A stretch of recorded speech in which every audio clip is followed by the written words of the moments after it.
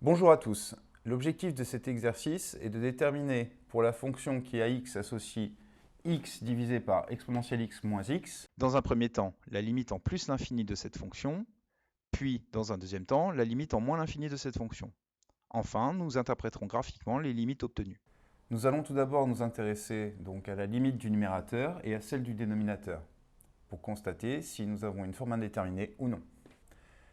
Le dénominateur présente une indétermination, car c'est la différence entre deux termes qui tendent vers plus l'infini. Exponentielle x tend vers plus l'infini quand x tend vers plus l'infini, et x tend vers plus l'infini quand x tend vers plus l'infini.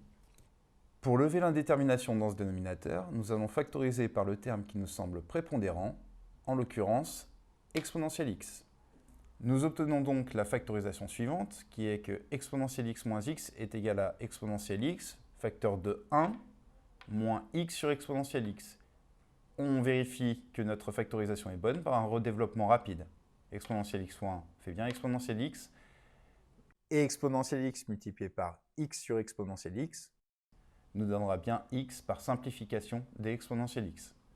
On peut donc réécrire notre recherche de limite comme étant la recherche de la limite du produit suivant, qui est le produit de x sur exponentielle x et de 1 divisé par 1 moins x sur exponentielle x.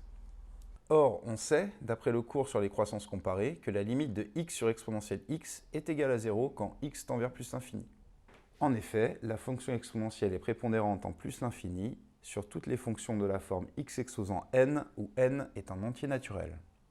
Cette croissance comparée étant acquise, on obtient par somme que la limite de notre dénominateur dans cette deuxième écriture fractionnaire est égale à 1 quand x tend vers plus l'infini. Ainsi, la limite du deuxième facteur quand x tend vers plus l'infini est égale à 1 par passage au quotient. Nous pouvons donc conclure quant à la limite du produit en réutilisant ce qui précède.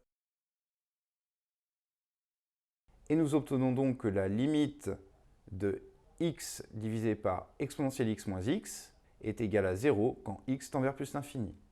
Nous sommes donc dans la situation où la fonction admet une limite finie quand x tend vers plus l'infini. Nous allons interpréter ce fait graphiquement. Nous obtenons donc que la droite d'équation y égale 0 est asymptote horizontale à la courbe représentative de notre fonction en plus l'infini. Petite remarque, la droite d'équation y égale 0 est évidemment l'axe des abscisses. Nous allons à présent nous intéresser à la limite de cette fonction en moins l'infini. Nous remarquons tout d'abord que la limite d'exponentielle x quand x tend vers moins l'infini est égale à 0 d'après le cours, et ainsi, par addition, nous avons la limite de notre dénominateur qui est égale à plus l'infini, car moins par moins fait plus. Nous en déduisons que la limite recherchée est une forme indéterminée du type infini divisé par infini.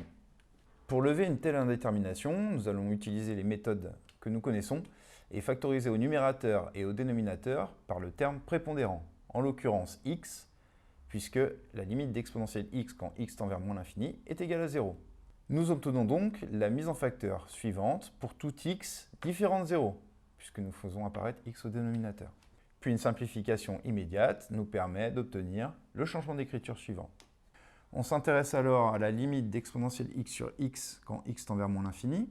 On sait que la limite d'exponentielle x quand x tend vers moins l'infini est égale à 0, comme nous l'avons dit juste avant. Ainsi, la limite d'exponentielle x sur x est de la forme, entre guillemets, 0 sur moins l'infini, c'est-à-dire que cette limite est égale à 0.